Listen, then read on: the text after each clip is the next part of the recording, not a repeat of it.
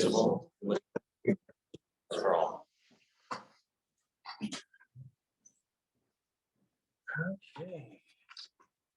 Roll call. David here. Steve is excused absent. Well, it notify us. So.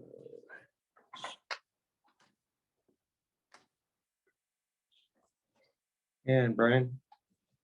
Brian Jason. I thought I was. I thought I said a. So if you go to our Facebook page. And Christine. Here. Hey. Go down to June 25th. So I motion that we Join us for district board meeting. excuse absence. Uh, I will make a motion. Excuse me.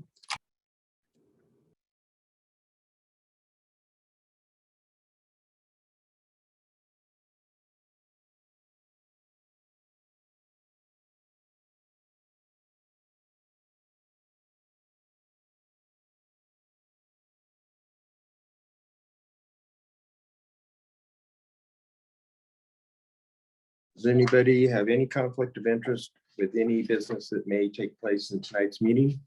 No. No. Nope. Correspondence? None from staff. Okay.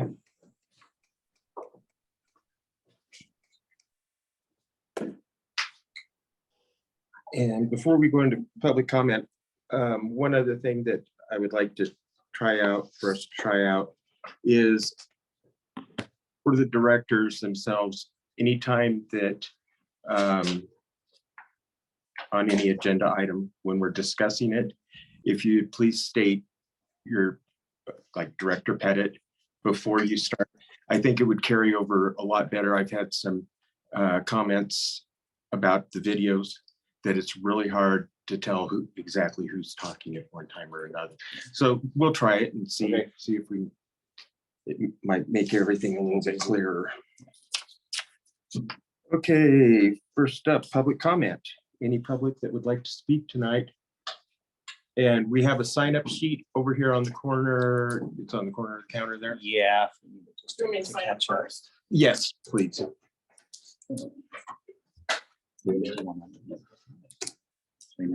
3 minutes. Yeah. And any public that wants to be heard, there is a 3-minute time limit. Is that a new thing because your posted bylaws say reasonable time?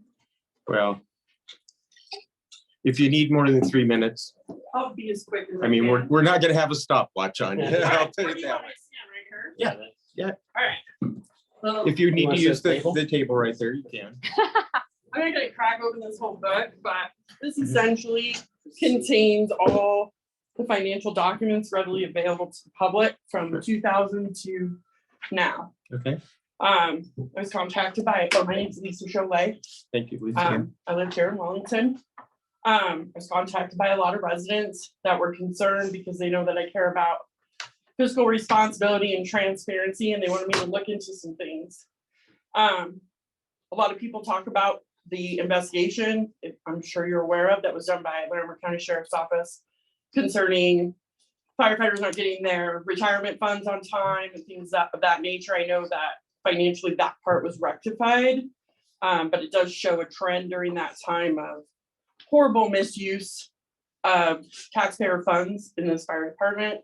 And while I recognize that you guys are not former chief, you have a fiduciary responsibility to all of us in this 288 square mile fire protection district.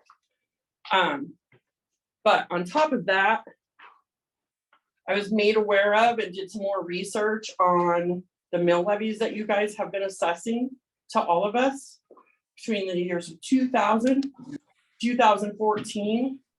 You overtaxed all of us to the tune of $885,637.18. You were made aware of that in a special audit in May of 2014. And for 3 years, you reduced your mill levy ask by 1 point or 2 points, 2 points, and then 1. And then as soon as there was a mill levy increase, you stopped doing that. You stopped paying us back. This fire department is still in possession of $357,920 $357,922.87. In addition to that, because of the mill levy increase, your revenue increased to $2 million from under $1 million. You had extra money. You weren't paying us back, and you haven't tried to pay us back since. The last time that you gave any rebate on the mill levy was 2017. This is 2022. This year, you're getting over $3 million, but you're laying people off because of mismanagement of funds. And I've realized that guy's gone. But you guys knew prior to 2014, I'll give you a pass because maybe you didn't know, you trusted the wrong people. I get it. But 3 of you have been on this board a really long time. And now we're looking at people who have lived their whole lives here, losing their jobs. No supervisory person aside from the chief and the captain. It's a life safety issue as this town is growing and growing. And we pay a high mill levy. We've never said no.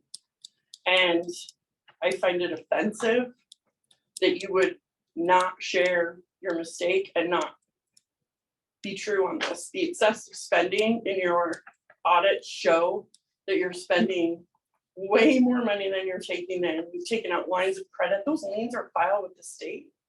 I see those. You have a line of credit that is done properly against our taxes, but you've taken out lines of credit against buildings you don't own. Those are owned by the taxpayers. And it is upsetting to me as someone who doesn't have a lot of extra money, has never voted no, that I feel like this huge budget cut, all of a sudden this option 4 that you chose on the budget to hurry and pay it all up was to make sure nobody knew. And I find it sad because this town is willing to support this fire department at every turn. And this board and the previous members who aren't here anymore chose to just try to pull one over on us. I am trusting that the new chief is great and he's going to do a good job, but I don't have a lot of faith and trust that this board is going to make the right financial decisions for us, and cutting the budget is ridiculous. So you had an option to stretch that out by being forthright with the public in what you had done wrong. And I think that we're all willing to do that for life and safety of our families and our neighbors and our community and our businesses. But to do it all at once is not okay. You've affected families in many different ways, and this town has already been concerned about things going on with water money from years ago, and that's bringing this all back up again. This community continues to be traumatized and taken advantage of by the people that we're supposed to trust. So respectfully, it's not personal, it's numbers, it's data, it's proof. I'm not done looking through everything. This is 60 to 70 hours worth of work on my own time to do what's right for my neighbors and myself. And at this point, I feel like those of you that have been on the board don't deserve to be here anymore. And that you should resign your seats and let people step in who are willing to pick up the baton and fix this the right way. So thank you. Thank you for your input.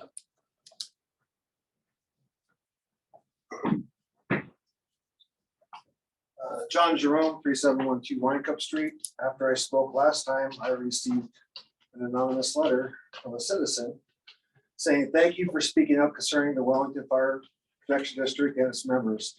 This is something that has been going on for a long time. Get a copy of report 19-7387 from the Sheriff's Office. Green and his group ruined this agency. The former board let it happen. There should be some accountability. You'll be shocked with just how much money was wasted and misappropriated." So being the inquisitive mind that I am,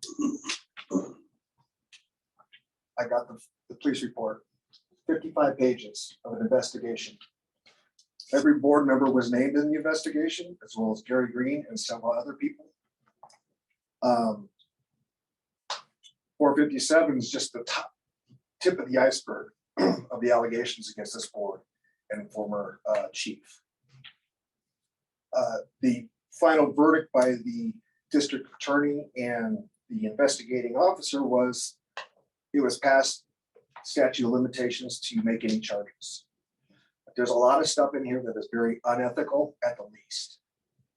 So I also call for former board members to resign your posts immediately. And let's move on with a new era of this department without all this stuff. And if anybody wants a copy of it, I got a copy machine and I will copy the crap out of it. Could you please sign in over there? Yes, sir, you did. Okay, thank you.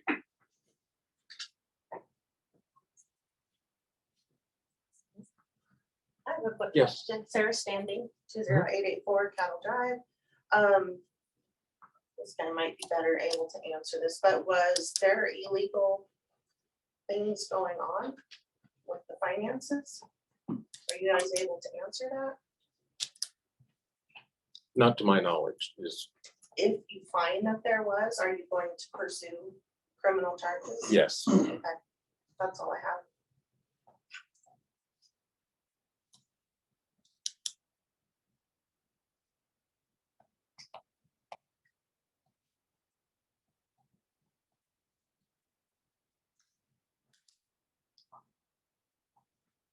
Anyone else? Okay, guests or presentations? None from staff, and nothing else formal for presentation. Thank you. Consent agenda, the regular board meeting minutes from June 8th.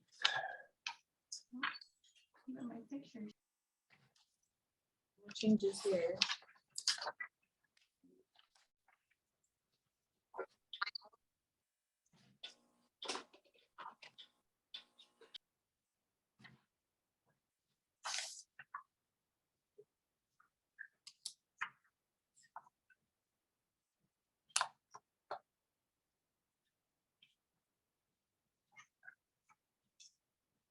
Anybody have any changes? And then I have none. I'll move to accept the minutes. Christine, do we have a second? All those in favor, aye. I Opposed? Approved. Fire chief report. Okay, thank you, board. I'm gonna start off with just recognizing a few significant events that happened since the last board meeting. So on June 15th, we had a structure fire on Whitetail. Outside structure fire that heated into the house from the outside and then went interior on that. We did have one resident that was unable to exit, trapped in the basement because of that, the way that the house location was set up. The stairwell went directly up to the window that failed where the outside fire was. So first responding engine company on scene, along with the 911 phone caller that kept the 911 call taker that kept the person trapped on the inside on the cell phone. And the first driving Larimer County Sheriff's Officer identified the basement window where the person could be accessible. So our first driving crew went on scene, was able to get down into the window well hole, break the window, and effectively rescue the resident out, as well as a couple full of animals through there to the point where medical evaluation, treated on scene and released, which from a career perspective, there's not a lot of firefighters that actually rescue and save somebody that walks away from fire that otherwise would not have gotten out without intervention on that piece of it. So we have informally recognized the crew members that were on scene, and we'll do that more of through our formal process that we do at another board meeting with some of the actual recognition we have. So I know one of the crew members is here today, but upstairs, and the other ones are off duty. So we'll do it at a more appropriate time when we can make sure that all those involved completely in that part of it get the recognition. That does go without saying that being a significant incident like that, we did initiate a callback. So a couple of members here, we've got Schneeberger, Captain Pettit, and Lieutenant Delfs all came back in that night, myself and Engineer Nedick. With those type of incidents like that, since it was reaching into night hours, and we started the fire investigation. We halted the fire investigation once it went dark. but in order to do that, had to maintain scene control. So Lieutenant Schieber scene most of the rest of the night till the morning, till we could come back in and bring the investigating crew in to finish doing the investigation on that. So that was on the 15th. On the 21st, we had a structure fire that was on County Road 19. It's technically in Cooter Fire's area, but as the board's aware, and most board members should be aware, and maybe not all the citizens are in attendance, but we participate in a mutual aid system and we're under a closest unit dispatch. That means that the border doesn't matter. Whatever unit is closest receives those calls. So pretty much almost all of our southern area, if it's Cooter's area, but we're the closest unit, we respond first. So we responded in a structured response to that with Wellington units as well as Cooter Fire units. Our engine was first on scene on County Road 19 from an outside garage fire that was threatening into the house. And they did a fantastic job of getting an initial knock on the fire, helping to keep it from going interior into the structure, while the rest of the Cooter Fire units got on scene to help assist with that. And that was just really solid work from our crews from that side of it. Most recently, we had a fire up on the 9th up on North County Road 7. Good vegetation fire when it was 103 degrees on a Saturday afternoon.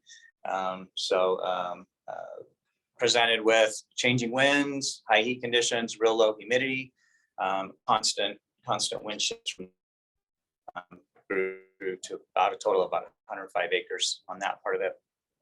But again, did a callback to staff our rigs and staff additional rigs to cover the so some of the same faces over there. So Captain Pettit, Lieutenant Delphs, Engineer Nedick, myself, we're all back in that afternoon, and we're able to again in that type of situation. We have our Larimer County Emergency Services, which deals with firefighting and fire support, the fire prevention and control. They were prepping for a fire that was in Wyoming, so they had the air tanker on standby that they were loaded, ready to go to make a drop if the structures were threatened, and work with the Larimer County Sheriff's Office as well. We mutual aid partners from Nunn Fire that came in, and Cooter Fire assisted on that incident as well. Over the last couple of days, we've had a couple other fire events. We talk about that closest unit. We've been down to assist Cooter Fire with vegetation fire that was on our southern end.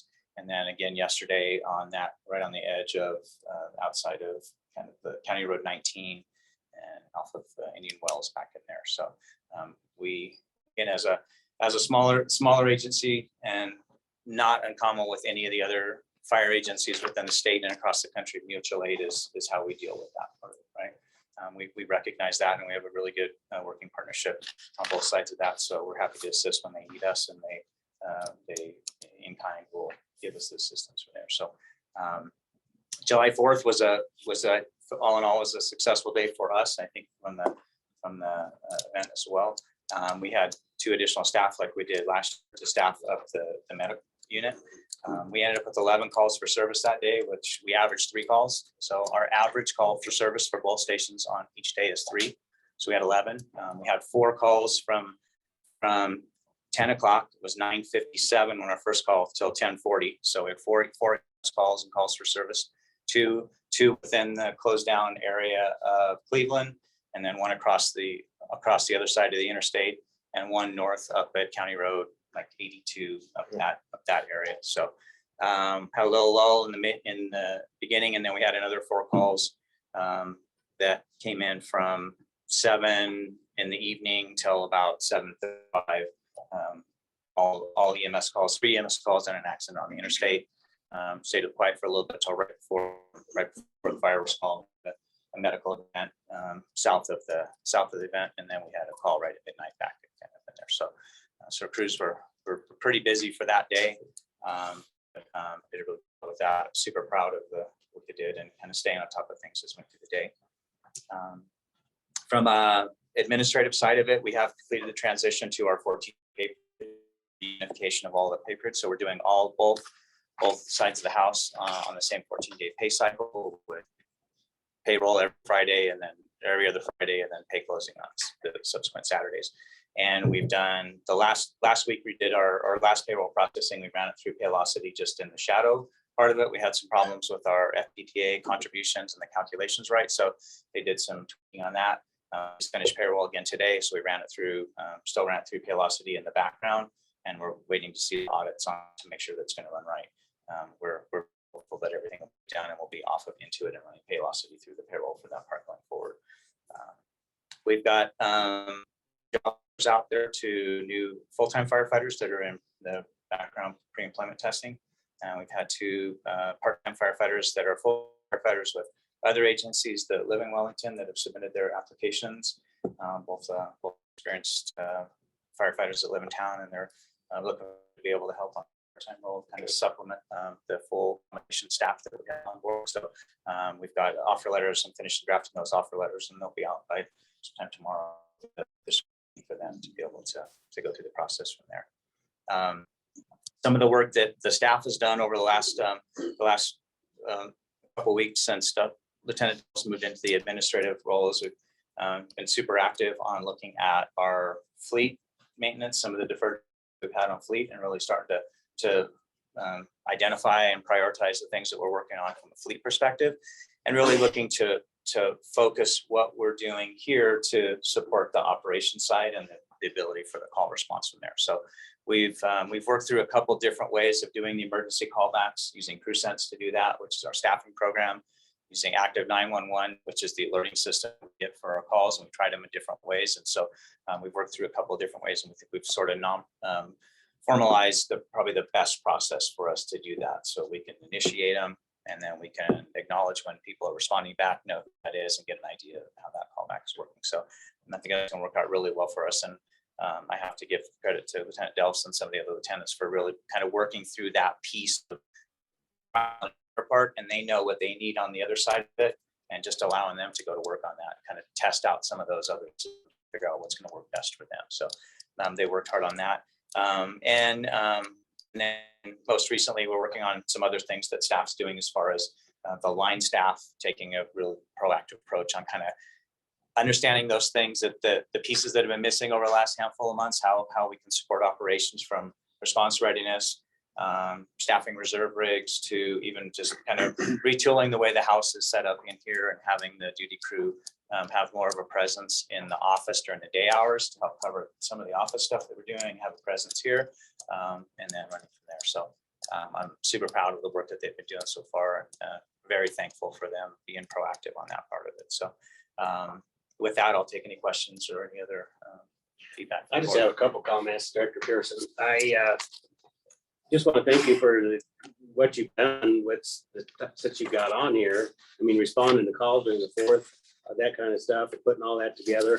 We didn't have that before. And it's great to see and well coordinated, and I just appreciate that, and thank you. Question I had was on the med units since they pulled out of here. What kind of response are we getting from the med unit? Absolutely. So and just to kind of back up a little bit on that too, as we understand that kind of the way the contract worked before, while we had through the contract piece, this was they were paying a lease with us to use this as quarters to post out of here. They were still part of the EMS system as a whole, right? So they would post out of here, but if the call came in the southern area, they would still go to that call. Or if we had a call where our ambulance transferred, then another ambulance from the system would come in, backfill behind, and then run those other calls. So we don't have an ambulance here posted in Park Station on that 24-hour shift. The UC Health system as a whole has moved away from the 24-hour staffed cars to the 2-hour models, and more of that dynamic deployment is what the term that they use in the system status. So they're taking all the ambulances they have and moving them up and down where the calls come for service for that. So we are a posting location. We will see them here, kind of up and down. At times they'll come post right here. At other times they'll post, if it just depending on this, their technical posting location is where that intersection over there, but they can post anywhere within a 30-second response from that. So we've made sure that all the different crews have become aware of how to get here and where we know. Part of the change is also UC Health took over the Weld County side of that, almost all the Weld County side.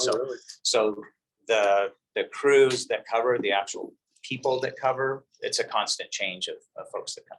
So, but we have seen, I would say in general, we're seeing slower response times at times.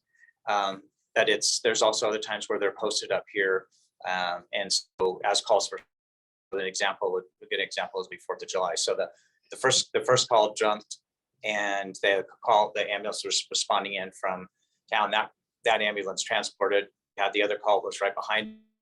One of them didn't transport. And from that point, they left an ambulance here until probably about 4 o'clock. And then they did some shift change around about 5:30 or 6. We got a different crew that was here, was posted through into the night. So they're using the software system status management to evaluate where calls are coming and move ambulances appropriately for that, where the calls for service are. They use some predictive software that tells them when they should have more staff on duty and then where they should put those. So, okay.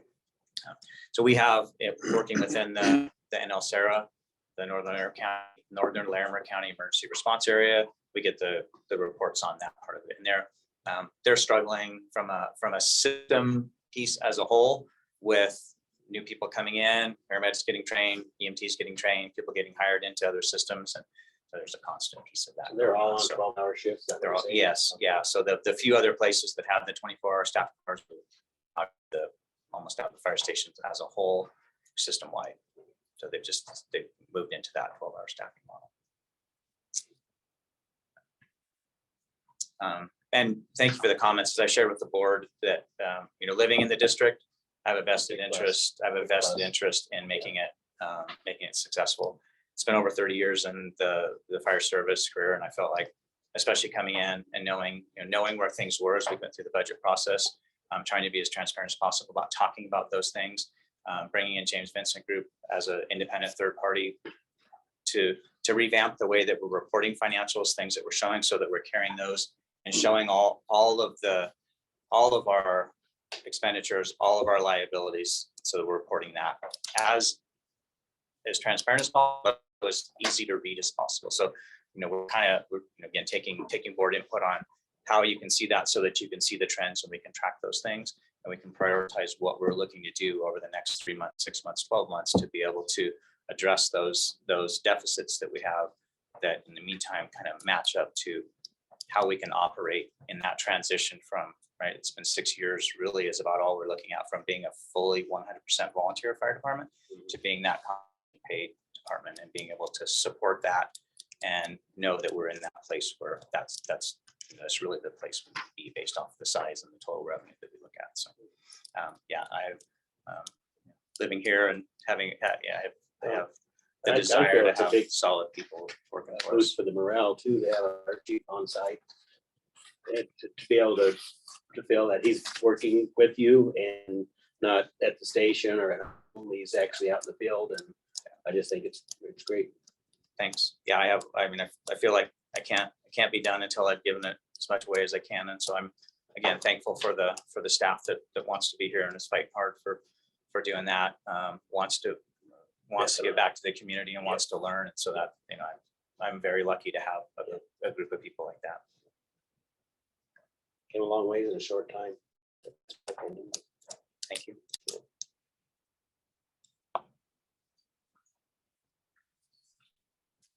Okay, thanks, Chief. Next up, we have district business. First up is monthly financial report.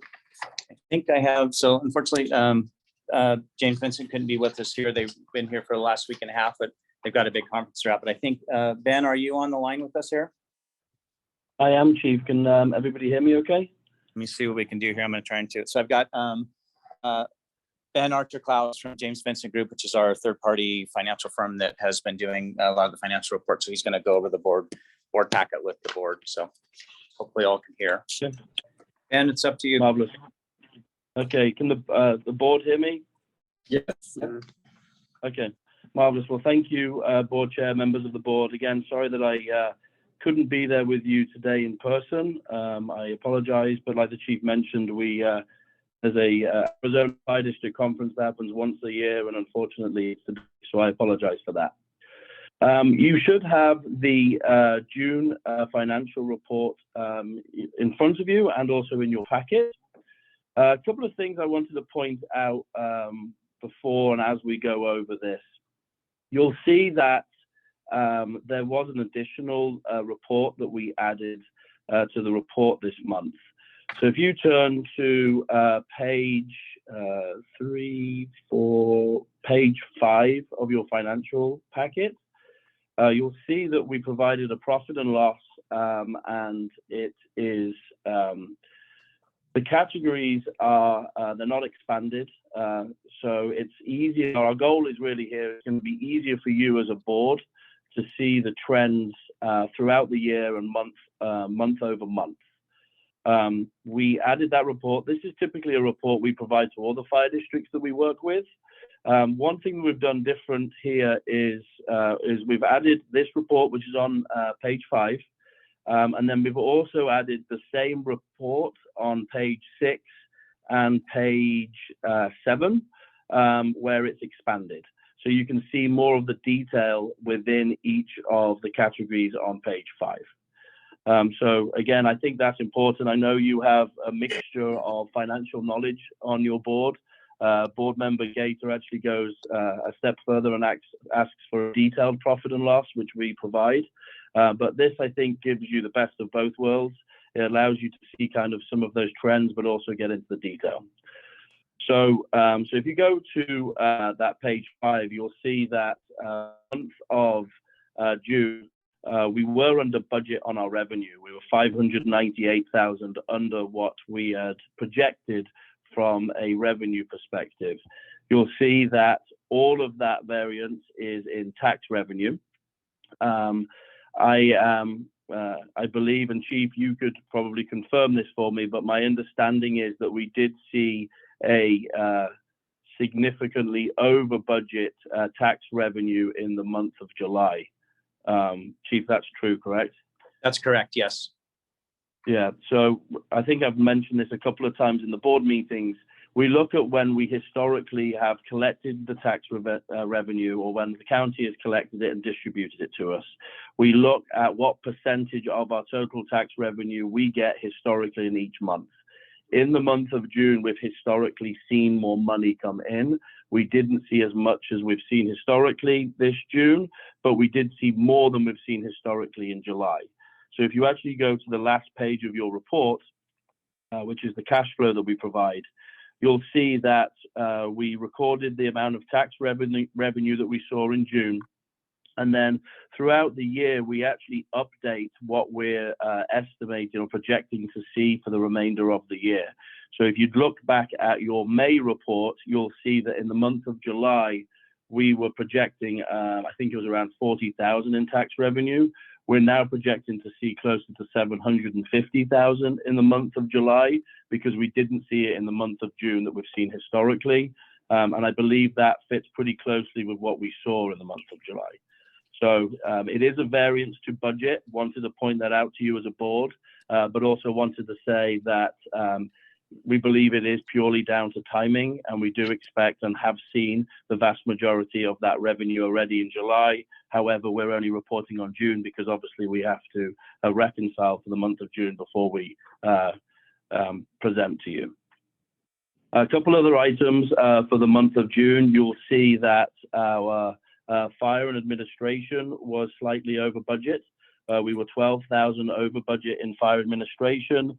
That was down to a couple of different items. There was some timing on our audit billing, our insurance, and our timing on election.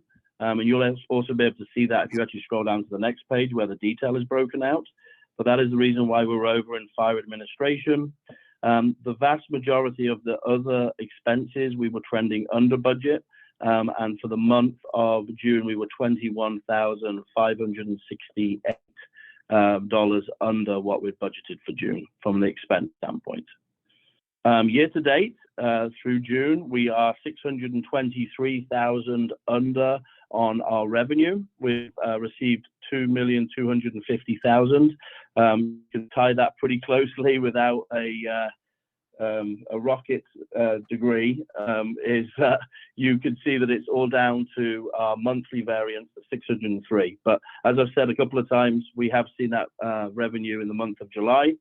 And then on the expense side, we are trending slightly over through the month of June. We are 17,000 over budget in totality. So once we start catching up on our tax revenue, we'll be closer on our total revenue to budget. And we are, like I said, 17,000 over budget, and we've expended 1,566,000 through the month of June. So hopefully you could all hear me, and my Alabama accent wasn't too strong to understand through the phone. Again, I apologize for that, and I would be happy to answer any questions that you may have.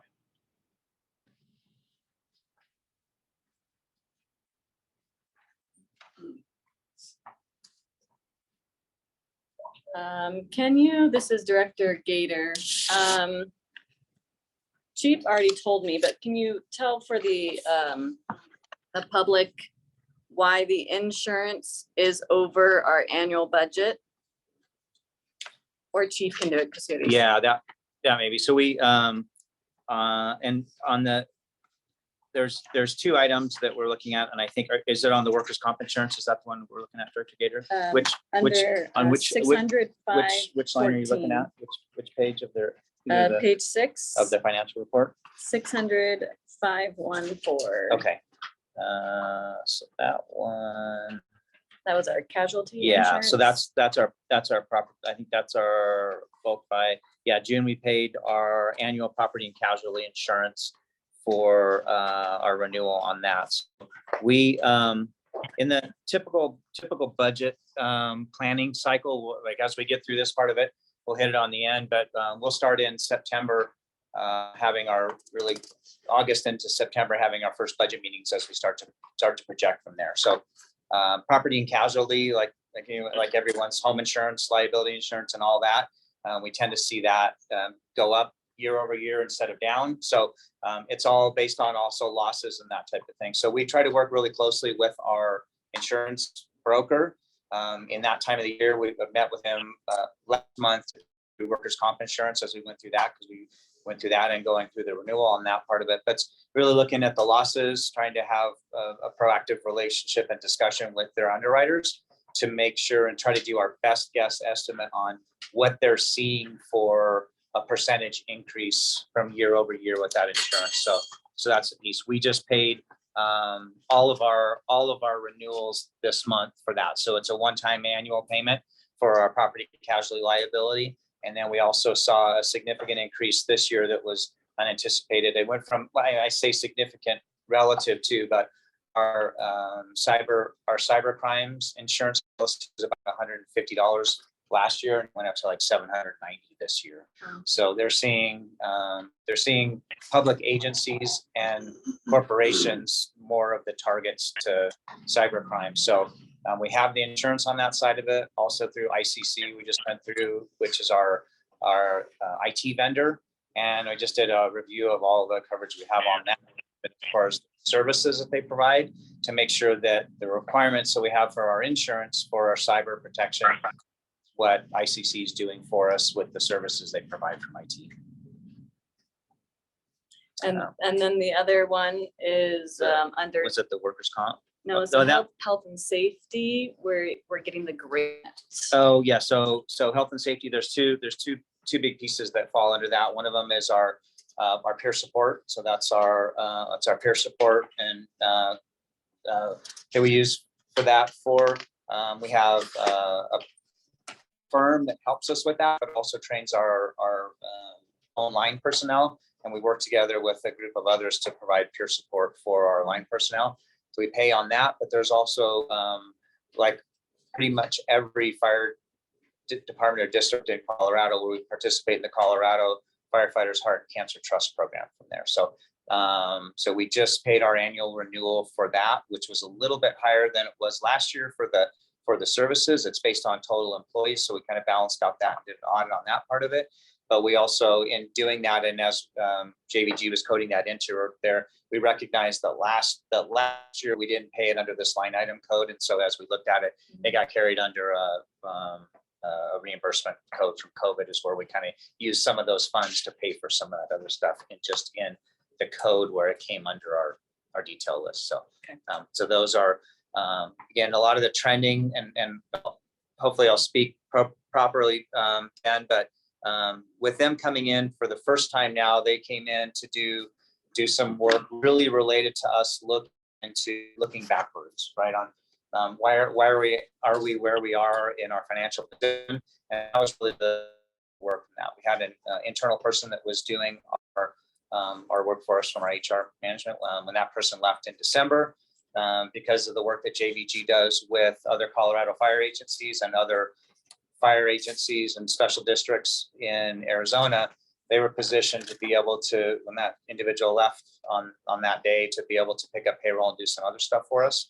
So kind of putting all of that together, we looked at the way that we trend a lot of this stuff, and just the regular budgeting of taking what we budget divided by 12 doesn't necessarily trend out all the time, because we, in some of our payments, like workers' compensation, as we talked about, we pay our annual payment, but we paid over 9 installments. So just to trend it out over 12 months, when we're 9th installment, we're not going to have 3 more payments to track on that part of it. We know will be done, just like receiving revenues in certain times, and certain of our other bills, we won't pay anything until the 5th or 6th month, and then we'll pay the full installment on that, and that will be the bulk of what we're paying for that. Thank you. You're welcome. That's all I got. Thank you. Else have any questions on the financial report? Okay, do I have a motion to accept the financial report as presented? So moved. Do I have a second? Second. All those in favor? Aye. Aye. Opposed? So motion Gator and second Myers, and then voice vote carries unanimous. So Yes. perfect. Thank you. Thank you, Ben. Appreciate your help. Thank you. Thank you. Okay. Moving on. Board discussion items. First up, debt reduction and elimination timeline. Chief. Okay, so these were some of the items you see on here first were carried as potential items for a work session, and just weren't able to get everybody together for a work session. So they've rolled over onto the board meeting. So if you want to, Yeah, Director sure. Gator had asked for, I'm going to help start that from the work session piece. So Yeah, this is Director Gator. So the board chose option D, so we are on a 3-year debt reduction plan. Is that correct? I believe that's what it was, right? yeah, I think to the point where we looked at the 3 items that we talked about in the work session, and we really, since I've been here, we've kind of started talking about them very quickly. And we looked at, became apparent that there were 3 particular buckets of that we were dealing with. One of them is the line of credit. So the use of a line of credit to carry over and finish expenditures that our revenues were not meeting. 2 was that we had the tax rebate liability that's still out there. And then 3rd is that we looked at, as we started diving into this a little bit more and doing work with James Vincent Group, and started looking into the totality of our financial reserves and what we have, the balance of our impact fee accounts weren't balancing out to what we should have had from receivables and then expenditures. So we looked into those 3, and as we shared in the last meeting, talked about that a little bit, that that account was being used at times to bridge other revenue coming in. So we've identified those 3 buckets as we get out into that, knowing that we needed to right size what we're doing from a staffing perspective to, first of all, deal with the line of credit so that we're not expending any funds from this year's revenue to pay last year's and next year's revenue to pay this year, right? That's the primary goal of that. Two, with a line of credit, we're beholden to a bank and being able to show that we're financially stable and we're in a good position. We're being fiduciarily responsible for what we're doing so that we can get that tax anticipation note to bridge just the time January until we start receiving our tax payments. So that was kind of the first target of what we were looking at. The second target of that is that we were not diligent on paying back the taxes that we owed, right? So we took a bit of the mill levy this year and keyed that towards the payback, but it's really just a very small amount. And knowing that we've got to tackle that second piece of that to do that, and that we've got to make the impact fee accounts back whole because they are restricted funds, so we can only use them for those things. So looking at that and kind of looking at keeping operations and doing what we can to do that based off really true the right size of our district, based off of the true revenue that we're getting and doing that. So we looked at that being trying to take in other factors that are any other statewide measures or any statewide things that affect our residential assessment rate or affect the residential assessment rate have a direct effect on our revenue that comes in, because we're tied directly to that. Our mill levy, while we look at 14.99 and 15.070 now because of what we've done on that piece of it, it still only equates out to X amount of dollars based off the total amount of residential assessment rate. So we're looking at trying to be very conservative on what any growth happens from that. And then knowing other things, as we talked about, insurance, cost of fuel, cost of our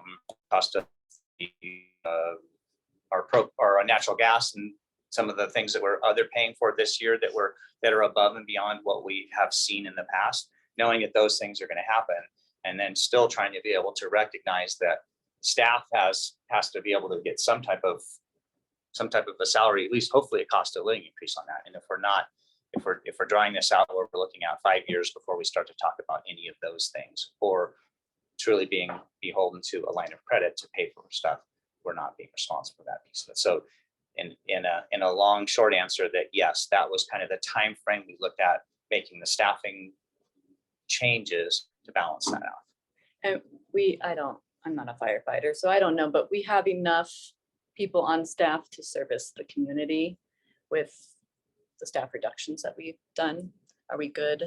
So, I mean, I guess it kind of gets into that sort of, that empirical kind of question. I don't think you'll find one fire district that says we wouldn't want to have more people, right?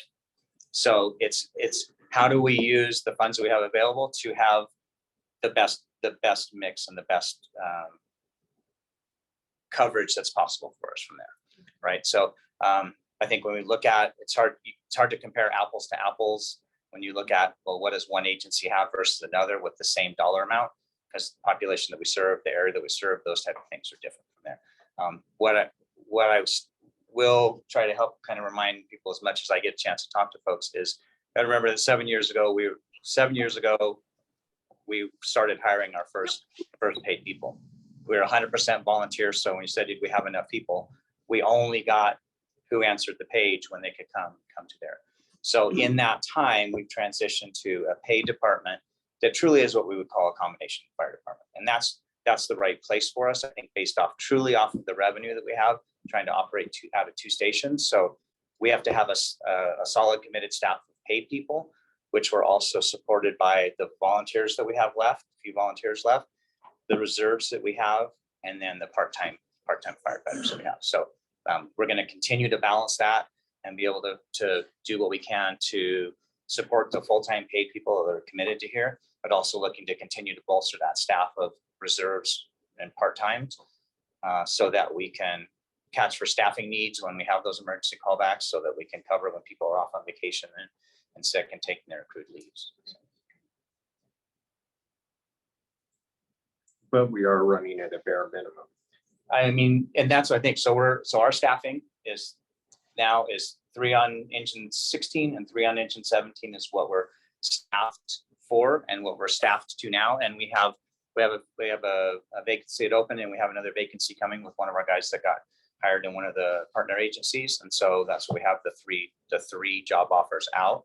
And then we have 2 more kind of open recruitment for our part-time paid.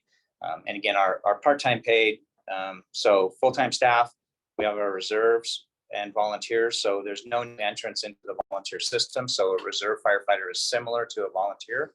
They get a stipend for the shift that they work, but no long-term retirement commitment at the end. So they get their stipend for the shift that they work. They have the training.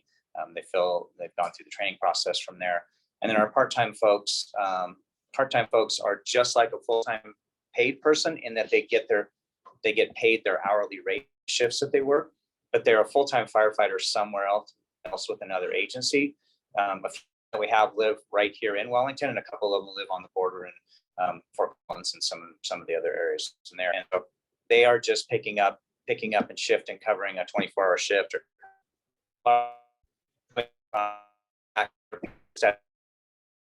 we have to pay some that goes along with that, and pay some unemployment, a couple little things because they're not on our other pension system. But it gives us a really good way to be able to bridge that and build that deeper bench for us when we have those things that need to cover those. So who is the commander now on scene?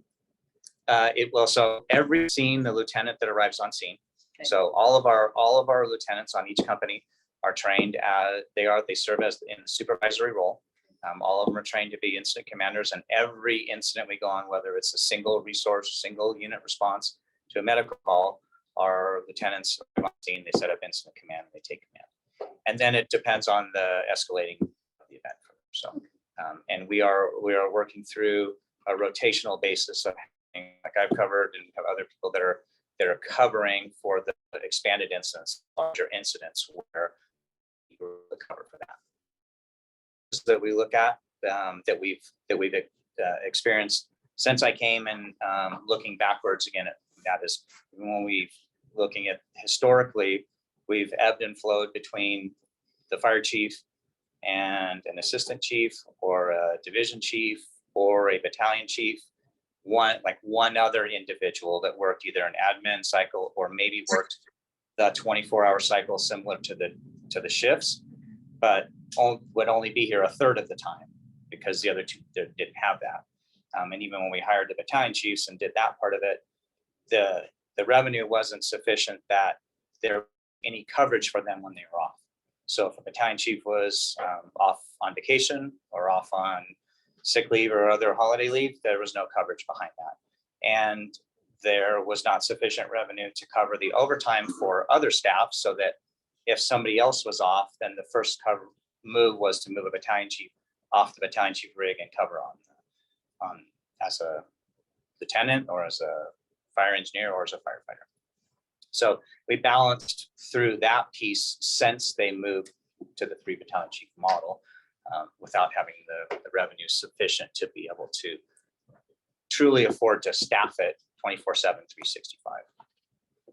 And so we're looking at this as a potential model for us with the operating that other part of it to be able to offer as much coverage as possible to that, and looking to do that rotating through that on-call piece to be able to give us that coverage throughout that part. And with the hope that if we pay off debt faster, then we can start doing living increases, COLA Yes, yeah. increases. Yes, and part of we have to recognize too is we look at the budget, look through the financials. This still doesn't address capital, right? There's no capital, there's no contingencies, there's no building of reserves. So those are things. We have impact fee funds and impact fee money, which comes in, which is earmarked for the growth and the increased impact that growth happens to those that have already lived in the area. So we collect the impact fees for that. So we can use that to do capital purchases or one-time type of purchases that are directly tied to the impact from growth. So we can use that, and we've earmarked some of that for capital and capital purchases going forward, but that's only a piece of it. Part of our operating funds should also fund capital and be a capital improvement program that deals with replacing apparatus down to even replacing smaller equipment. So we've got to get to the point where we're earmarking some of that, and we've got to get to the point where some of our money goes into contingencies, right? There's different budgeting processes that talk about what percentage of your actual operating funds or an annual budget and your annual revenue or pieces of that you can use to model that.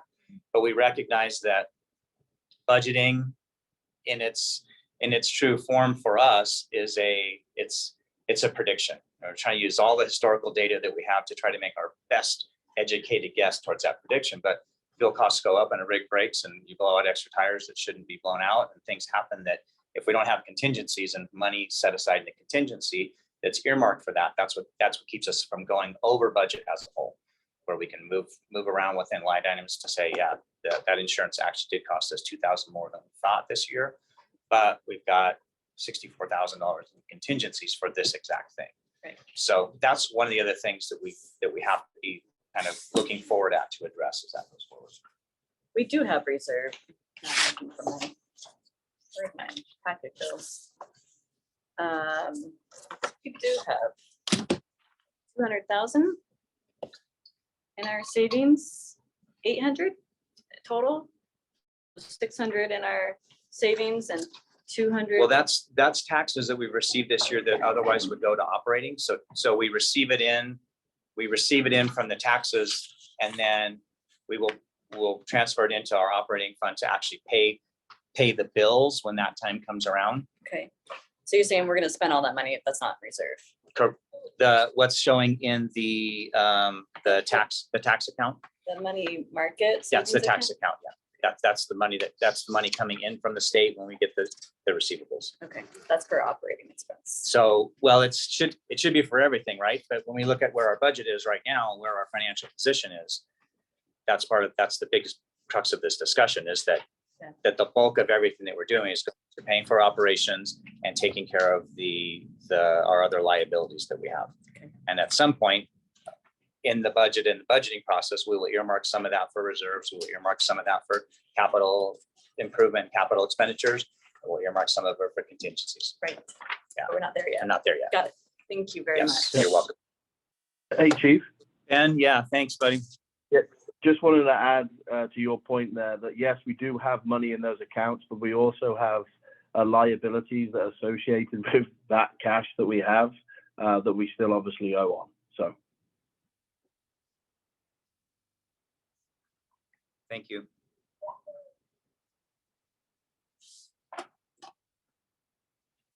So I think that, it kind of rolls directly down to the wage increase timeline, right? So in our projections and what we put in there, excuse me, we did try to account for a moderate amount of potential increase in revenue, but also an increase in expenditures related to personnel cost, and then expenditures related to non-personnel cost.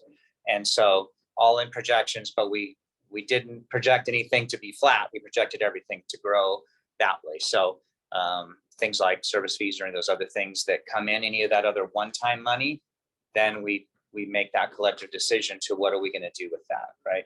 One-time money shouldn't be done to give raises, unfortunately. Sorry, guys, but one-time money pays off the debt. But ongoing money is then what we look at to do that. So anything we can do to take care of the liabilities that we have sitting over our head, then any other increases that come through the way of just being able to do cost reductions on other things that could then be pushed towards wages, salaries, benefits, that type of thing. But then once the debt is paid off, and then we'll see how much the revenue grows with property value growth. Absolutely. I don't know what that looks like. Yeah. And I think we could talk about 2 to 5 years, but I think really for us, we're looking at a 1 to 2 year to see what's really happening in growth of total properties. You know, if you will think of like how many more properties do we have, or how many more commercial properties get built or that then has a sort of appreciable change in our total revenue versus just residential assessment rate increases, right? We're watching things that have happened. You know, we had a lot of discussions in October, November about what was going to happen from the state level on measures and things that would look to reduce the residential assessment rate because we're so limited in other revenue options. Those put us in a spot where it's going to create even more of a challenge for us. So that is why I think kind of that other decision on not delaying much on any of the other taking care of our liabilities and being super proactive and very conservative on what we're doing on other ends.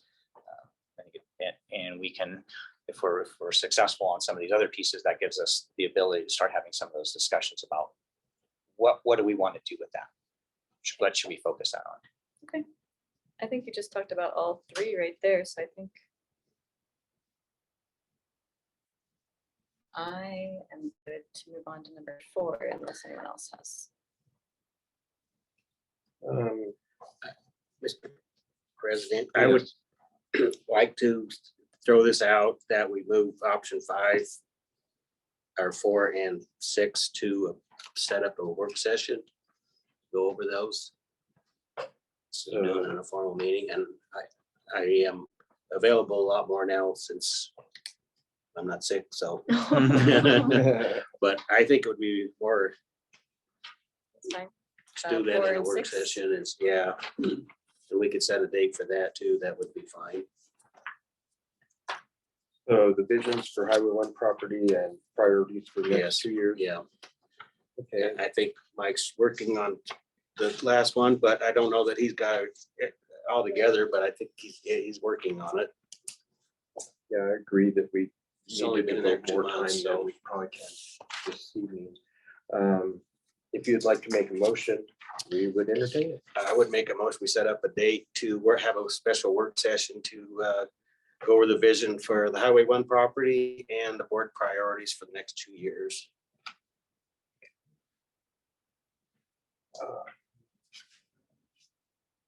Do we have a second? I second. All those in favor? Aye. Opposed? Motion carries. Now to choose a date that everybody can agree on. If, can I maybe Yeah, make a sure. suggestion, just so we don't lose this go, but we do have a calendar as we get to kind of the last little bit, some of the budget planning. So if the chair would be amenable to that, when we get down to item number 7, is we're talking about budget development timeline, and we've got a calendar in this that you can either look at it now and pick now, or we can talk about it when we talk about some of the budget things that are coming up on that. I'll take it either way. We have some, I think, when you look at it tentatively, we had some tentative dates that we approved early on in the year about some of that. So, and those are all tentative. So the board has every ability to make those changes and go from there. So August, the only thing we have in August is the regular board meeting. And then, again, I might be jumping out if you take it over a little bit, that's, then we start talking into the work sessions related to budget development with Right. the October 12th meeting being when we would deliver the first draft budget for 2023 to the board for review. Okay. So depending how you want to work backwards from that.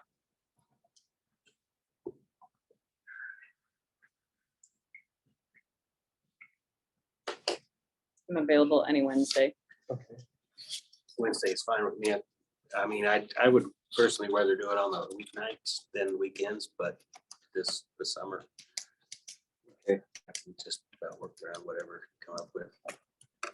I hope Steve's okay with that. So our regular meeting in August is the It's 10th. the 10th. And Do you goes- want to do it before that? Probably something better. Yeah.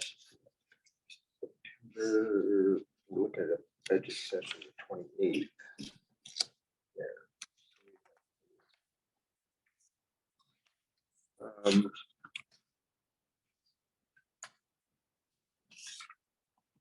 don't necessarily think that it would need to be before regular meeting. Either do the Wednesday before or Wednesday after would be fine. The 17th, Yeah, 17th would be fine. That works. yeah. So tentatively, well, for a majority, so unless Steve has a huge objection, we'll go for the 17th of August at 4 o'clock at Wellington Station. I'll make it 5. We can make We can do it 5, that, Yeah, keeps me from burning an hour Yeah. personally. that's 5 the is, vote I'm that's into. fine. 5's good for me too. Okay. Motion second. Okay, Should we I get need a eight- motion eight- on that date I'll motion. and a second. I'll second. And I guess I should restate the date, August 17th, Wellington Station at 5 PM. A work session devoted to our vision for Highway 1 property and board priorities for the next 2 years. And that was Myers with the motion and Gator with second. Yes. And I'll trust in Chief to properly post Want to do the notices. voice vote? Yeah. Yep. Yeah, all in favor? Aye. Opposed?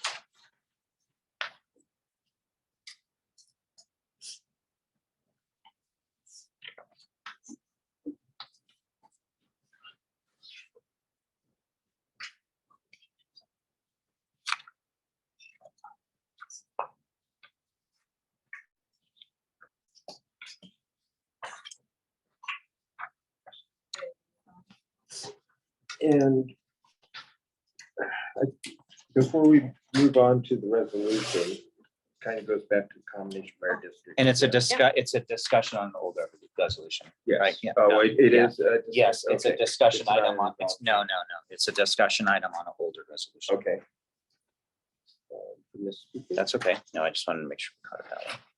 There's no action. Okay. taken. But as I was saying, going back, that falls into combination fire district. Yeah. What I have to say, yeah.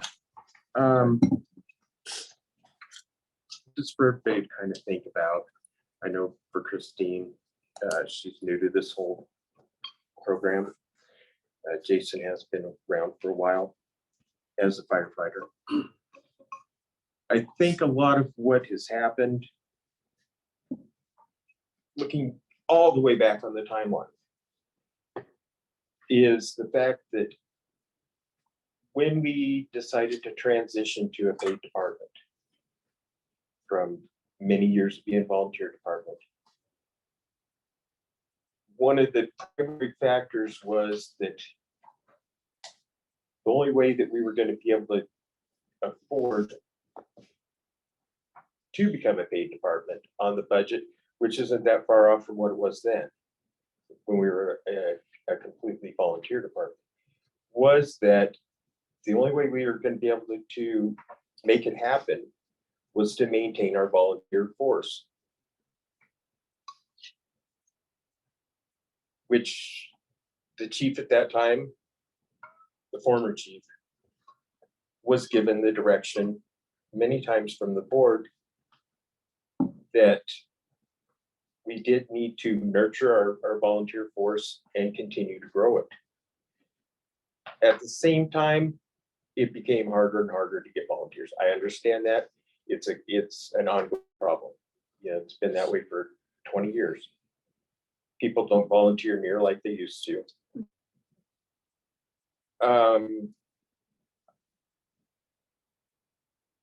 And maybe the board should have been a little bit more aggressive, ensuring that we did take care of our volunteer force. Instead, we allowed our volunteers to go away. A lot of that was because we didn't nurture them. We didn't seek out new volunteers. And I really see that, so we went from all volunteer to a few volunteers, and then this huge labor cost of bringing all these paid guys on, okay? Looking at our finances since then and in the future, I really think the only answer is that we're gonna have to backtrack a little bit. I think that it's worth the time and the effort, which it is very time consuming, and it takes a lot of effort, it takes a lot of training. But I really think that we need to go, we're calling them reserves now, just to kind of take a step backwards in that and see if we can't increase our volunteer force. It would give us that extra guy on the trucks that it increases, as well as I do, the studies show every guy that you reduce off of a truck, the risk of injury goes up, extensively.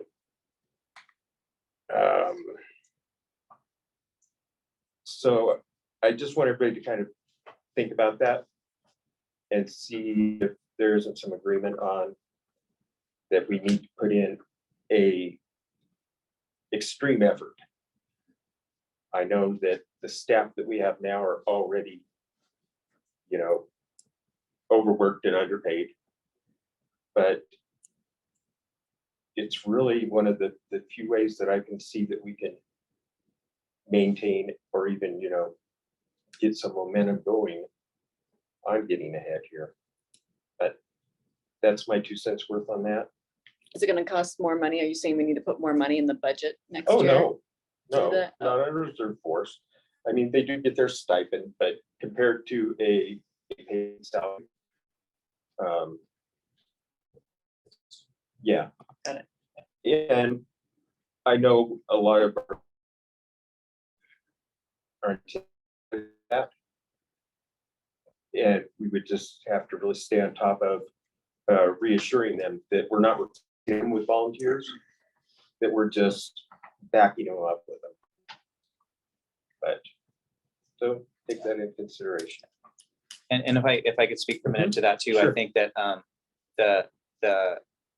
my experience with the paid staff that we do have and the folks that are here, I think they're really committed to seeing Wellington be successful. We have folks that teach out at the Ames Academy, with a couple of our folks that teach out at the Ames Fire Academy, and I really think that, to your point, we probably would need to invest some, but that investment into some recruiting and some additional training for those folks and paying for some certifications to help along with that, to help support our folks to be considered proctors and teachers and instructors, and then putting a little bit more money into the training to be able to take those freshly graduated recruits that come out of a community college program that they're not street ready, but how we invest into them, and knowing that 1 out of 3, 1 out of 5 might end up being a full-time paid person here, and others are going to potentially go their other ways. And if we know that that's part of our system, that we bring some in, we train some, and some may go other ways, but we also get to keep and hold on to 1 or 2 here and there. I think that's the longevity. I would truly echo that piece, that combination fire department for us is where we have to be, up until at some point. I mean, PFA still at their size still has 2 stations that run on volunteers in the mountain area during that certain season, right? And that's where, so I mean, it's the backbone of the American Fire Service, is the volunteer firefighters. So we're still in that place. Many of our folks that are full-timers here came through that reserve program, came through that part of it, and came the way up. So I think it's still a proving grounds for folks, for us, but it takes some investment, and we'll take a little bit of that part of it that, as we look at going forward, how do we continue to have new folks coming in, and it's that piece of it, and our investment that we do with Ames Community College and the folks that are coming through that have a desire to get into the fire service career. Hey, Chief, Yes. it's Palmer out in TV land. Oh, yes.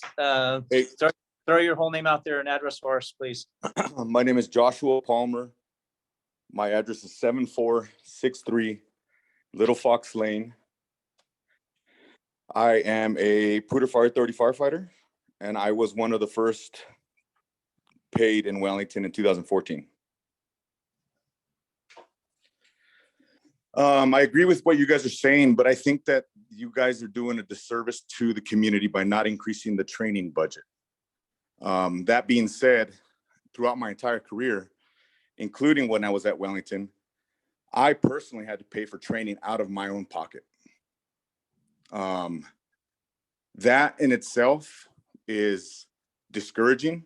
It doesn't help when people want to come to work and they want to get better, and then they keep getting told, no, we can't afford the $25 test at, with the state or so on and so forth, or we can't send you to an Auto X class, or you know what I mean? Like, if I could make a recommendation, I mean, me and you have talked, we're going to talk further.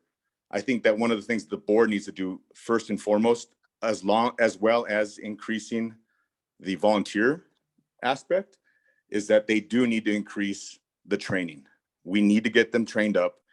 I mean, I was on vacation when the May Day happened, and I was there within 30 seconds when I heard it, because those are my friends. And I can tell you that with proper training, none of that should have happened.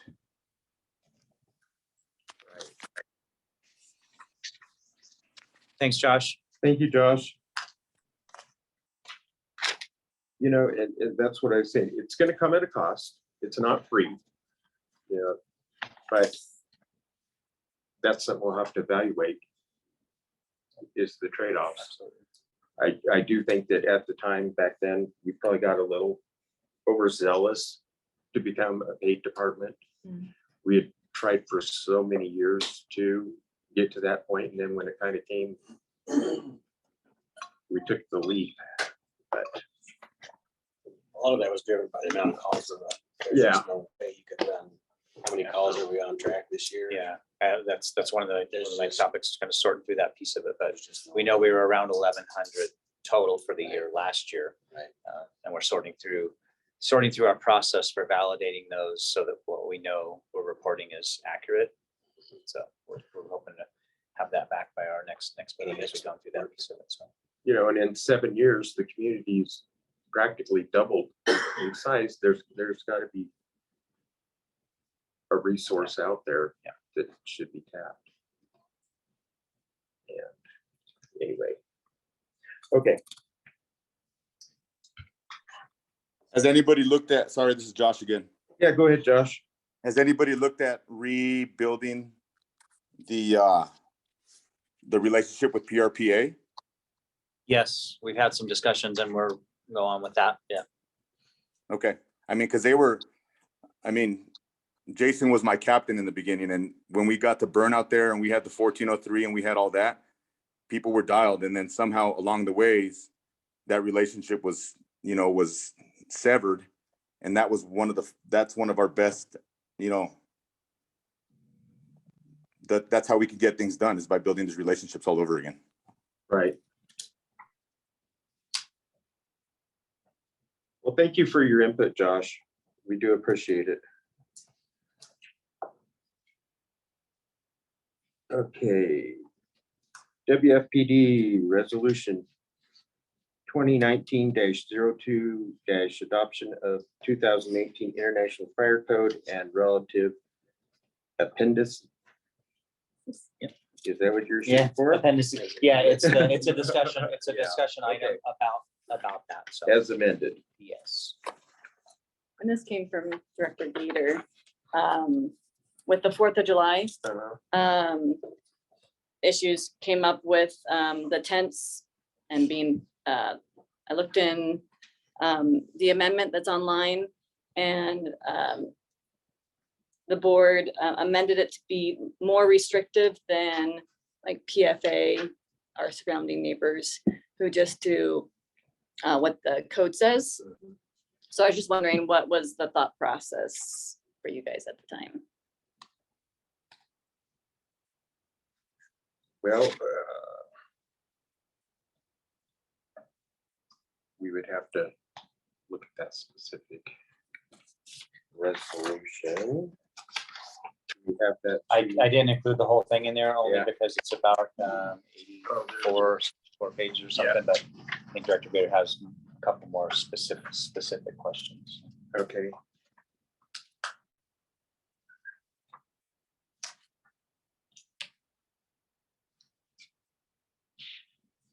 Our fire code enforcement, Mr. Pettit, do you have any input? Yeah, you want, Sure. yeah, you want to talk a little bit about it? Or, yeah. What specific questions? The tent You need this back. is up to in excess of 200 square feet. That was amended. But the fire code says 400, and then there's an exception up to 700 square feet. I was just wondering why the board made it less. Per staff recommendation, when I came on board with the Fire Bureau came offline in 2018, I believe, came on as the Deputy Fire Marshal. At that time, Prior to that, the enforcement side of the department just wasn't really there, which is a lot of the case with a lot of volunteer departments.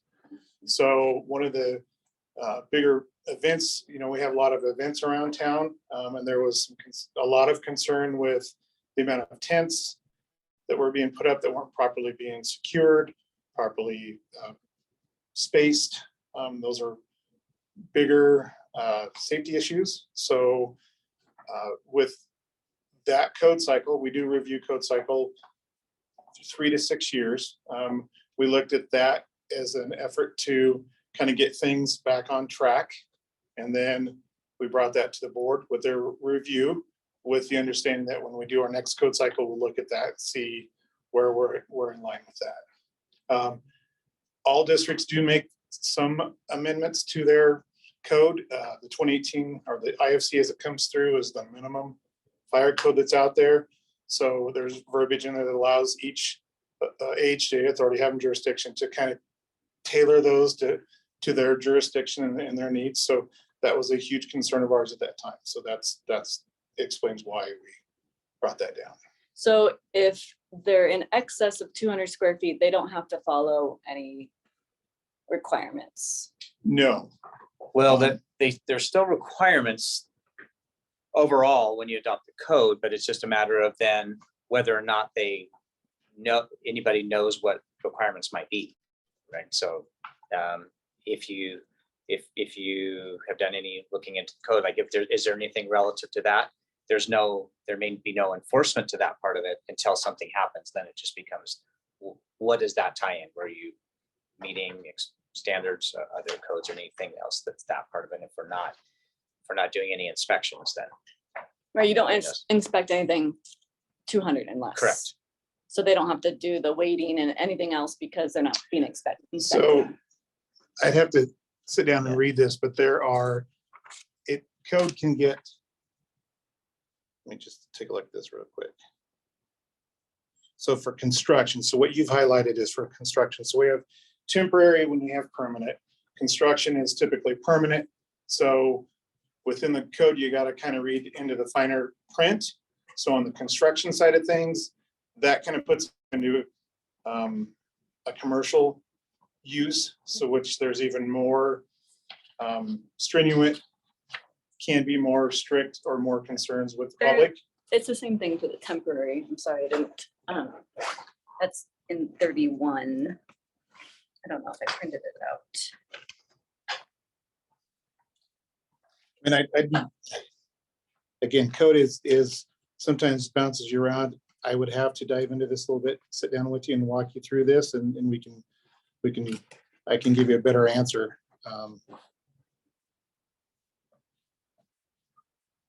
I'm just wondering if we can be like the PFA, be with like the other districts around us and be similar to them, which is just the IFC, the code. This is IFC. This is where we've gone in and looked at that. And again, we had concerns with the size of tents. So that's why we opted to amend that. And we'll review that on the next code cycle, absolutely, to see where we're at as far as if that needs to change and which direction that needs to go. Yeah, I guess I'm asking this board if we can amend it now so that the next 4th of July, they can do up to 400 before it needs to be permitted and inspected. Because that's what the code says, up to 400. So that there's more room for them to use tents. That doesn't necessarily equate out to be more room to use tents, because as Chief talked to earlier, there's still separation guidelines that have to come in place. So that doesn't necessarily isn't going to buy them more room. Sorry, right, but they can have they can have larger tents if they desire. They can, yes. And again, we reviewed that. There was concerns. So when you get over 200 square feet and larger, you start looking at fire retardant labeling and safety, because they're bigger tents, they're more anchoring. So, and you have more public underneath that, right? You have more people underneath there. So we were trying to do right by making those a safer event in a environment that wasn't there prior to us coming in and reviewing those processes. So to clarify, I thought they only had to do the fire retardant for anything above the 200 square feet. Yes. And if as we changed it to 400, they would only have to do it for over 400. Correct. Oh, okay. Yeah. So again, looking at our community, smaller events, we don't necessarily have the bigger tents, but we still have big tents. We still have crowds coming in underneath those. And again, trying to get that back on track. Those were the numbers that we felt comfortable with. Yeah, the fire retardant is just really expensive. And so it is a limiting factor. So they can't have as big of a tent because if they go bigger than 200, then they do have to do fire retardant and then that costs more money. I agree. And again, reviewing that, there's a reason for that because it's when we first took this on, there were grills, there were heaters, all of that going underneath those tents, regardless of the size, under 400 feet. If you don't have that, that's a fire hazard. So again, we looked at all of that in our review process and came up with those numbers in an effort to get everybody back on track, make it a little safer under the pretense that we would review that on the next code cycle. Okay. Thank you for the clarification. Yeah. And I think to the question that you posed is, can the board amend that? It could be brought forward in in a formal board meeting with proposals or whatever it looks like. So. Well, yeah, I just wanted to get the board's thoughts. What do you guys think about? Well, is there a specific incident that you could fill us in on that?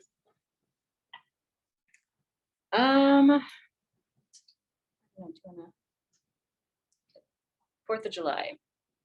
So I think I don't know if I'm allowed to speak Yes. during this Yeah, time. Sure. I don't know. Being the board liaison for CAC now, with pretty much most events we host, shade is always one of those things that there's just not enough of it here yet. Right. Eventually, in the newer areas, trees are planted, shade will come.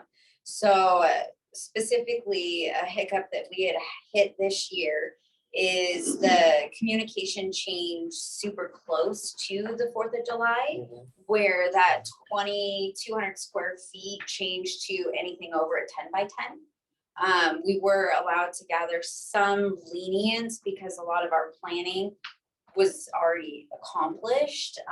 We did not have the ability to do certain tents that allowed for shade because the tent cost compared, if you're looking at a 10 by 20 that is fire retardant, or if you're looking at a 10 by 20 that you buy at Walmart, you're looking at almost an $800 difference in a tent. So, and when we plan these events, we plan with the taxpayers' funding in mind, and we don't budget for $5,000 in shade for the community.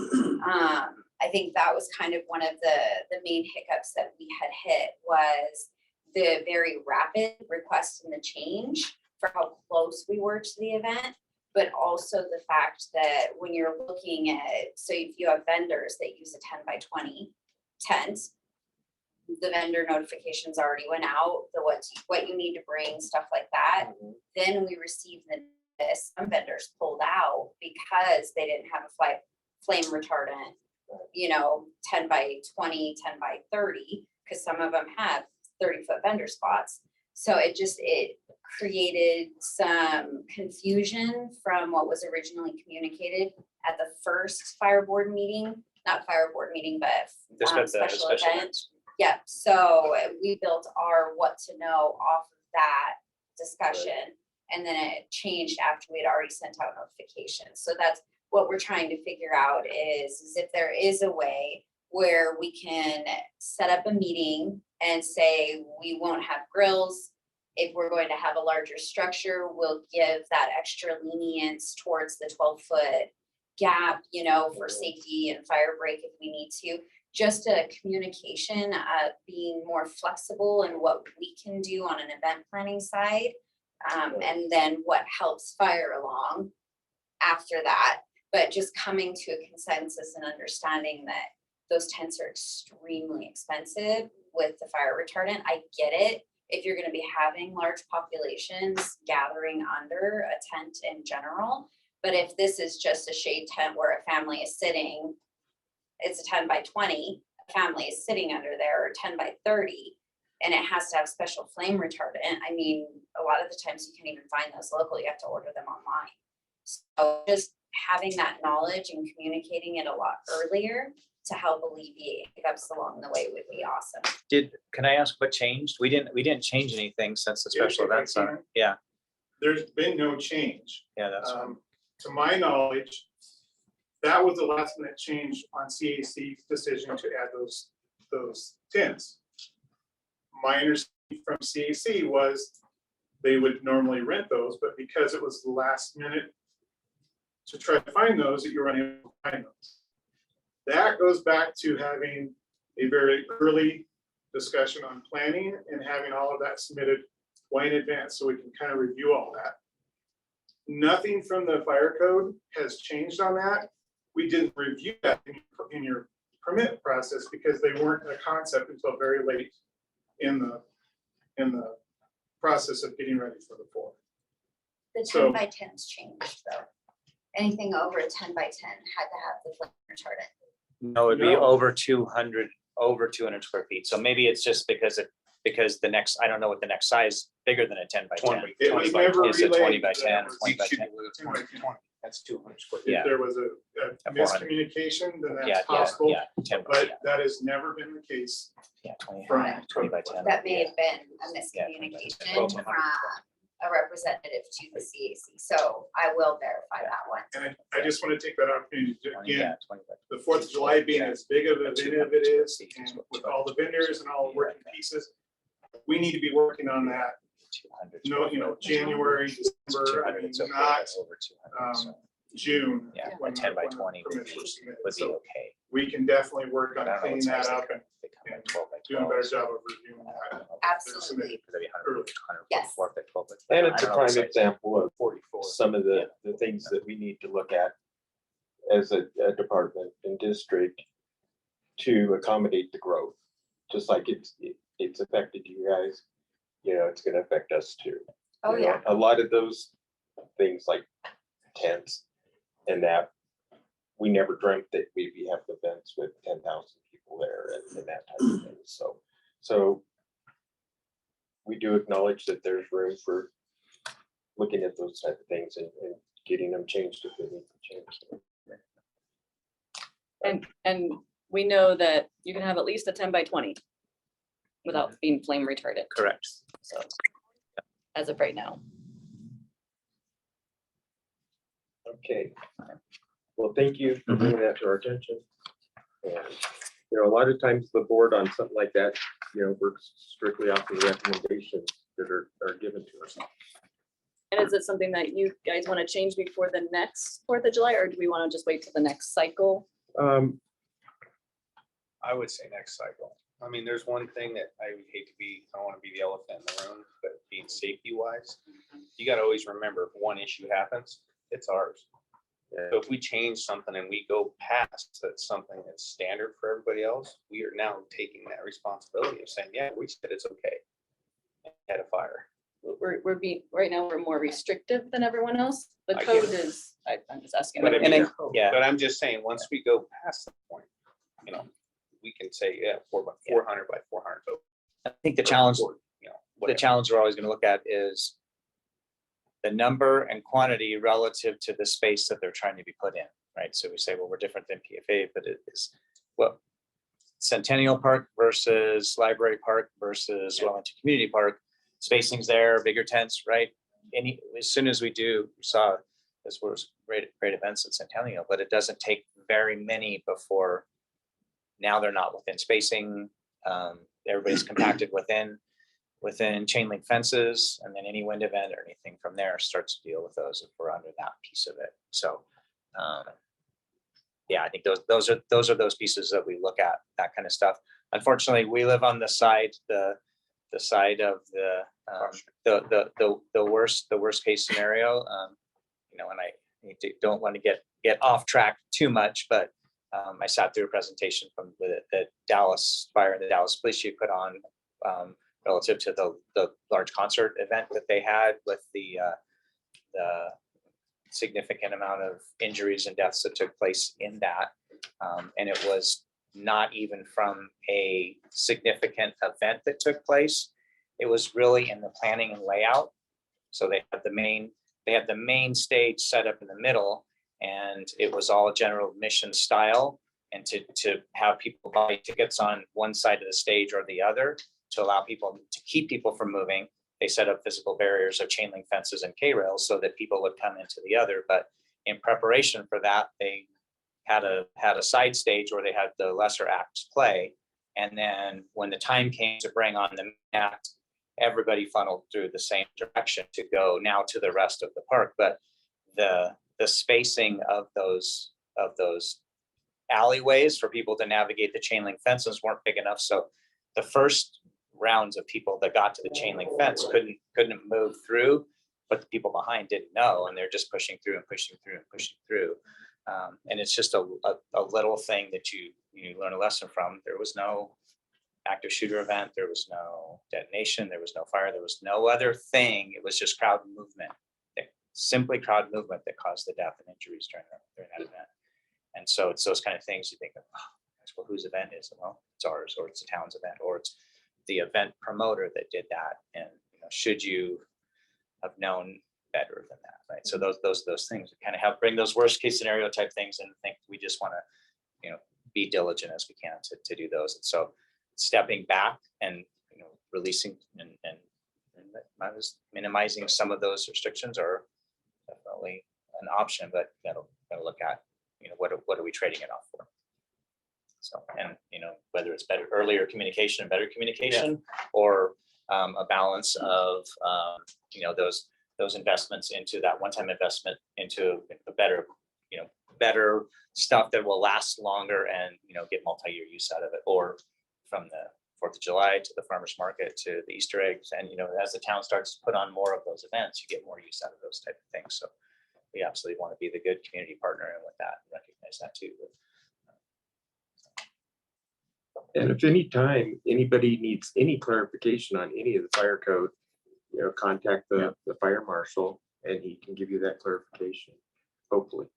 Yep. Do a good job with it.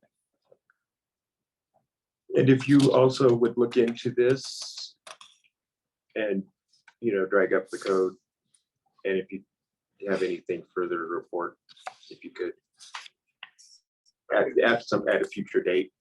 Sure. Okay. I was curious too, did we have any past plans that the 4th of July?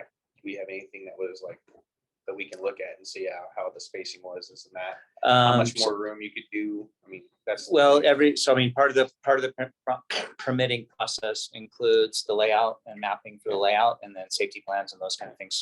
So through that process, each of the event coordinators that were responsible for that put together that whole process and put that in. So yeah, we can. I mean, I'd like to look at that just so I can make a decision. Yeah, and I put it all. And so again, thank you to those that put that together, because we utilize all those mapping, all that, to put together an incident action plan. So we had an IAP for the day, which was laid out in order. So we knew where staffing was, where people were, we knew the timeline. We had all the road closures and street closures, which affected us, kind of those rolling different times of the day. And so we have that to be able to kind of do the after action of that piece of it, to build off of the things that'll help us for planning for the next year as well. So. Thank you.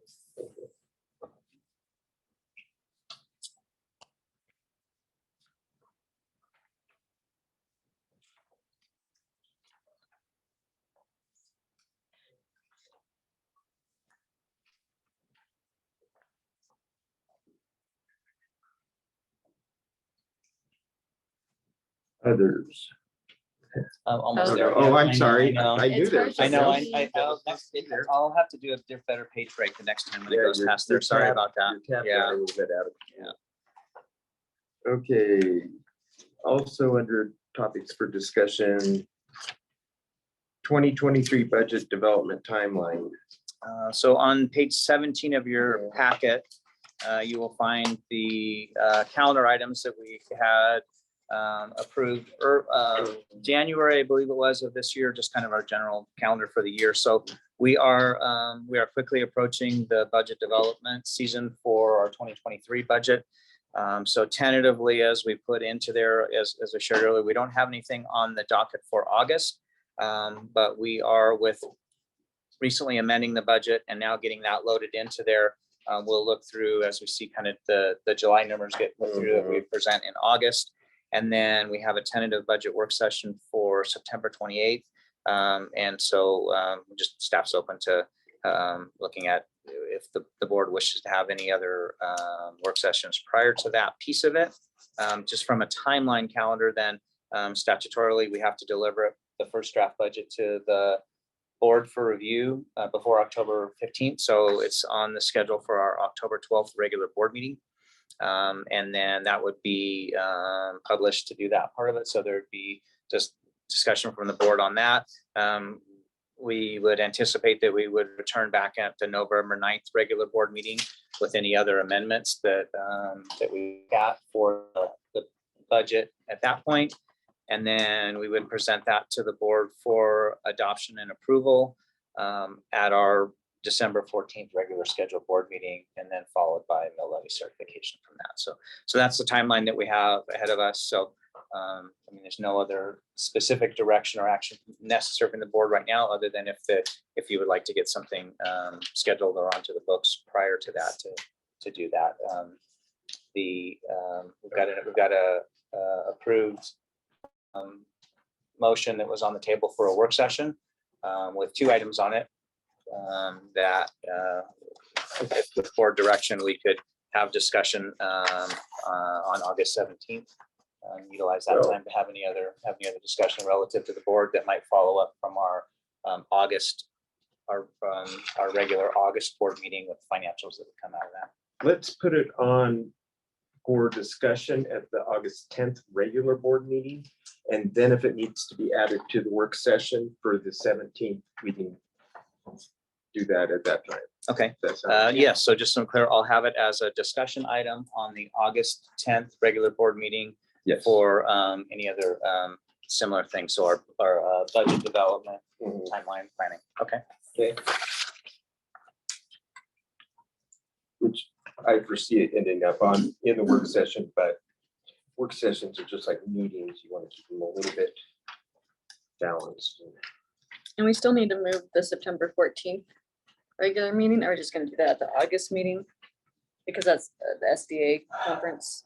So that's so we have that thing that'll be it. I guess that'll be a decision for the board on how they want to do it. Whether they want to do it at the board meeting.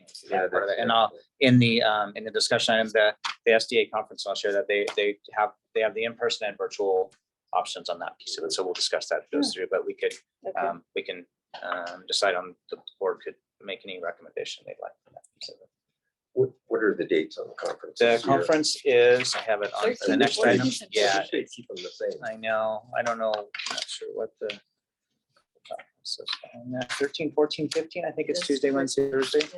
Got my packet all turned around over here. So that'll be the last, it's the last item on there for you now, which is yes, the Tuesday, September 13th, Wednesday, the 14th, and Thursday, the 15th.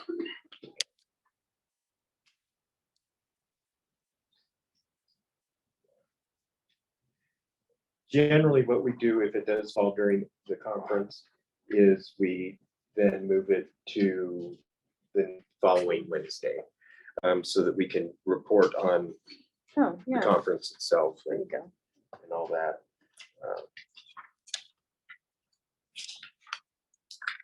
So let's put that up for discussion then. On the 10th. Okay. Kind of depends on how many people are going there. Well, if we're gonna do it virtually, that's probably not gonna be an issue. And you have this year. See what subjects they have. Right here. Get emails from them. Anyway, okay. So the last item for board is the topics and kind of what the SDA conference is. That's on page 18 and 19. So appropriate to work through registrations and those type of things Yeah. around timeline, so. If you do plan on going, you probably need to get with the chief right away. You know, the earlier we commit, the cheaper the admission to the co- and the cheaper that you can cook, lodging from there.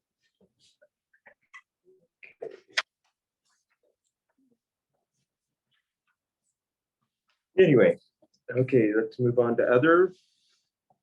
David, I don't have any other. Christine? Chief, I do not.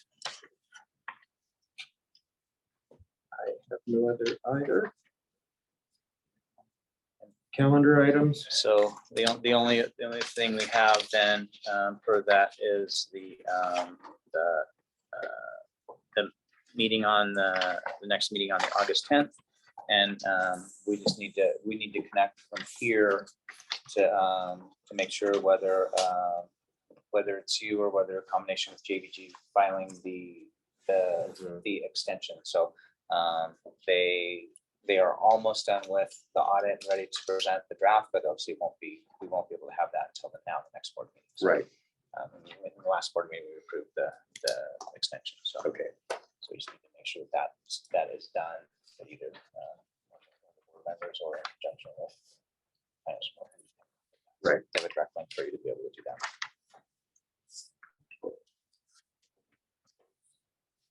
next board meeting will be August 10th at 4 o'clock at Station 16, which is Wellington Station. If there's no further business, I move we adjourn this meeting at 5:46. Do I have a second? Second. Christine seconded. All those in favor, aye. Aye. Opposed? Motion carries. Thank you. Thank you, everyone, for attending. Thank the public for coming. Yes, thank you.